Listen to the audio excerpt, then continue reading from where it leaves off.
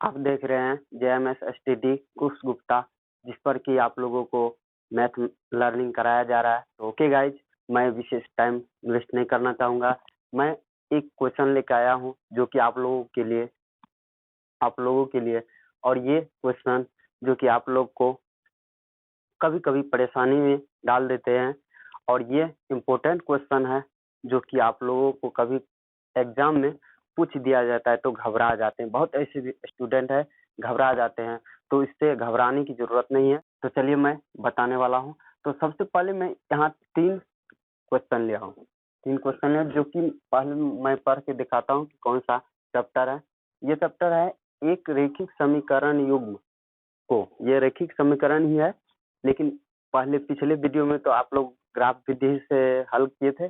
आज जो है ये समीकरण ही है, वही रेखीय समीकरण है, लेकिन इसको क्या करना है, बीजीय गणित विधि, जो कि उसका बीजीय गणित विधि का प्रथम प्रतिस्थापन विधि से हल करना है। यानी कि उसी में 3 विधि है, जो कि पहला विधि से मैं बताने वाला हूँ और जो आगे विधि है उसको भी मैं बताऊंगा। तो चलिए मैं इसको बताने वाला हूँ। तो चलिए क्वेश्चन को पढ़ देता हूँ। क्वेश्चन में क्या कह रहा है, निम्न रैखिक समीकरण युग्म को प्रतिस्थापन विधि से हल कीजिए। तो चलिए मैं प्रतिस्थापन विधि से हल कर देता हूँ। तो सबसे पहले मैं नंबर 1 का बता रहा हूँ। तो 1 का मैं बता दूंगा तो आप लोगों को समझ में आ जाएंगे और बाकी बना सकते, या मैं 2 हिसाब बता देता हूँ। तो चलिए मैं पहले 1 नंबर का बता देता हूँ। ओके गाइज, तो ये रहा आपका क्वेश्चन। इस क्वेश्चन में मैं प्रतिस्थापन विधि से बताने जा रहा हूँ। चर है, पहला चर है, दूसरा चर, दोनों में से किसी एक चर का मान निकालें, उसी को कहते हैं, यानी स्थापित किया जाता है। एक चर का मान लीजिए संख्या, या 2 चर होते हैं, 2 चर में किसी एक चर में जो है स्थापित किया जाता है संख्या को, और उसी को कहा जाता है प्रतिस्थापन। यानी एक संख्या को एक चर को चर का मान निकाला जाता है पहले। तो चले मैं दोनों में से कोई एक ले लेता हूँ। चलिए मैं इस समीकरण को लेता हूँ। इस समीकरण में सबसे पहले ये जानना है, ये माइनस में उधर जाके प्लस में होंगे। ओके गाइज, तो ये 4 है, 4 में इधर आके ये माइनस में है, इधर आके क्या होगा, प्लस में। ओके गाइज, अब ये हो गया एक्स का मान, समझ रहे हैं, और ये एक्स का मान हुआ। तो आप जानते होंगे x का मान हुआ, तो अब x का मान बैठा, तो ये समीकरण मैं लिख देता हूँ, समीकरण 1 और समीकरण 2। ओके गाइज, तो समीकरण 1 पर x का मान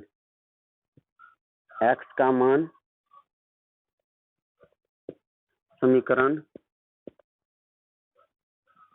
1 में रखने पर तो चलिए समीकरण 1 पर रख सकता हूँ, यानी दूसरा समीकरण से मैंने x का मान निकाला, तो समीकरण 1 में रखना है। ओके गाइज, तो चलिए मैं लिखता हूँ पहले तरह से, x का मान रखना है ना यहाँ पर, प्लस y। ओके गाइज, और इक्वल टू कितना है, 14 है। ओके, अब देखता हूँ इसको हल करके, ये दोनों छूटेंगे y और y, तो क्या होंगे, 2y होंगे। तो यहाँ पर 4 प्लस 4 इक्वल टू 14। अब ये जो है प्लस में, 4 प्लस में उधर जाके क्या होंगे, माइनस में होंगे। ओके गाइज, समझ रहे हो। उसके बाद ये जो है सब्ट्रैक्शन होंगे, सब्ट्रैक्शन होने के बाद क्या प्राप्त होंगे, 10 होंगे। उसके बाद ये 2 से क्या किया जाएगा, डिवाइड किया जाएगा। क्यों, क्योंकि उसके बाद उधर जाके डिवाइड होगा। ये हुआ आपका हिसाब। तो एक्स वाई का मान प्राप्त हो गया। अब वाई का मान, ये समीकरण तीसरा हुआ, समीकरण तीसरा। तो चलिए मैं समीकरण तीसरा में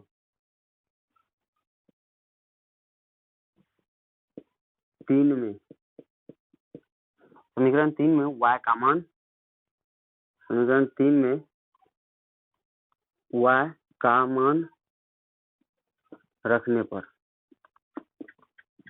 तो चलिए मैं 3 में रखता हूँ y का मान। ये समीकरण 3 है,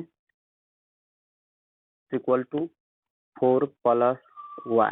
ओके गाइज, अब x इक्वल टू यहाँ 4 और y का मान तो है ही यहाँ पर 5, तो यहाँ पर मैं 5 लिख लेता हूँ। ओके गाइज, तो ये दोनों को जोड़ने के बाद क्या प्राप्त होता है? 9 होता है। ओके गाइज, समझ गए होंगे कि x और y का मान कैसे निकाला जाएगा, यानी चर का मान कैसे निकाला गया। तो ये रहा प्रतिस्थापन विधि। आप लोगों के समझने के लिए ये लिख कर बताएं, लेकिन इसको मौखिक बनाने का प्रयास करें, क्योंकि कभी कभार ये ऑब्जेक्टिव में भी आ जाता है। तो ऑब्जेक्टिव में आता है तो आप जो है बेफिक्र रहें, उसके लिए भी मैं एक ट्रिक बताऊंगा कि उसको कैसे हम हल कर सकते हैं अपने दिमाग से। ओके गाइज, तो चलिए मैं पहले ये सीख लीजिए आप लोग, उसके बाद मैं उस ट्रिक को बताऊंगा कि सेकेंडों में आप कैसे इसका आंसर निकाल सकते हैं। तो चलिए मैं एक 2 नंबर को बता देता हूँ, उसके बाद मैं दूसरा हिसाब लेकर आऊँगा। तो चलिए मैं 2 नंबर का बता देता हूँ। तो 2 नंबर में क्या है, s minus t equal to 3 और s/3 plus t by 2 equal to 6। Okay guys, ये देख रहे हैं, ये हिसाब है। अब इसको कैसे आप समझते होंगे कि ये जो है तो भिन्न में है, ये साधारण में है, तो जो है कैसे बनेगा। तो चलिए कोई घबराने की ज़रूरत नहीं है, बन सकता है। तो चलिए मैं पहला समीकरण और दूसरा समीकरण लिख देता हूँ यहाँ पर। ओके गाइज, अब ये समीकरण, पहला समीकरण को मैं ले लेता हूँ। पहला समीकरण में क्या है, s minus t equal to 3। Okay guys, अब ये s का मान निकालिए या t का मान, कोई भी मान निकाल सकते, दोनों में से किसी का मान। तो चलिए मैं s का मान निकाल लेता हूँ। तो s का मान निकालने के बाद ये t उधर जाएगा, यानी अचर में जुटेगा, तो ये माइनस में उधर जाके क्या होंगे, जुट जाएंगे। क्या हुआ, s का मान निकल गया। ओके गाइज, तो ये s का मान, इसमें भी मैं तीसरा जो है समीकरण लेके देता हूँ। ओके गाइज, अब क्या किया जाएगा, समीकरण 2 में, यानी कि s का मान समीकरण 2 में रखने पर समझ रहे गाइज। अब मैं s का मान जो है समीकरण 2 में रखता हूँ। s यहाँ पर s है, देख रहे हैं, और s की जगह पर मैं इसको लिख देता हूँ 3 प्लस टी। ओके गाइज, यहाँ s है, तो s की जगह पर भी मैं इसका मान लिखा हूँ। ओके, उसके बाद यहाँ plus t by 2 equal to 6। Okay, अब ये दोनों को क्या किया जाएगा, भिन्न का जोड़ किया जाएगा, जो कि आप लोगों को पता होंगे भिन्न का जोड़ कैसे किया जाता है। दोनों को लघुत्तम कर देंगे, लघुत्तम नहीं होंगे, दोनों को गुना कर देते हैं। 3 दूना 6 होंगे। उसके बाद ये दोनों 3 से कितना हम गुना किए, 2 से, तो इसमें भी 2 से ही गुना करेंगे। इसमें यदि 2 से गुना किए 6 हुआ, तो इसमें भी 2 से गुना करेंगे, तो क्या होगा, 3 दूना 6, उसके बाद टी गुना 2, तो 2 टी, यानी 2 और टी होगा। उसके बाद चलिए मैं आप लोगों को इसको बताऊं, तो 2 में कितना से गुना किए 6 हुआ, 3 से गुना किए, तो इसमें भी 3 से गुना करता हूँ। ओके गाइज, समझ रहे हो। अब ये रहा इतना, तो ये जानते हैं कि डिवाइड कर रहा है, यानी कि 6 जो है डिवाइड 6 से डिवाइड कर रहा है, तो उधर जाएंगे तो क्या होगा, जान रहे होंगे आप लोग, क्या होंगे, जब डिवाइड में रहता है तो उधर गुना में होंगे। ओके गाइज, क्या होंगे, 6 का 36। समझ रहे हैं, समझ रहे गाइज। तो चले मैं आप लोगों को ये टी और टी, ये 3t है, यहाँ 2t है, तो दोनों को जोड़ दिया जाएगा, कितना होगा, 5t। ओके गाइज, यहाँ 6 बचा, समझ रहे हैं। अब ये रहा इतना, तो अब इसको क्या किया जाएगा, चलिए मैं यहाँ आगे प्रोसेस करके बता रहा हूँ। तो चले यहाँ जो है टी यानी 6 जो है उधर जाएंगे, हम प्लस में उधर जाकर क्या होगा माइनस होगा, यहाँ पर बच जाएगा 5t, समझ रहे हैं। और 5t बचा तो यहाँ पर 36 में से 6 जो है सब्ट्रैक्शन होंगे, सब्ट्रैक्शन होने के बाद कितना बचेंगे 30 बचेंगे। ये 5 जो है क्या होंगे उधर जाके डिवाइड करेंगे 30 को, समझ रहे हैं आप लोग। तो ये 5 6 का 30 यानी क्या प्राप्त हुआ, टी का मान 6 प्राप्त हो गया। ओके गाइज, अब मैं टी का मान किस पर रखने पर, समीकरण 3 में, समीकरण 3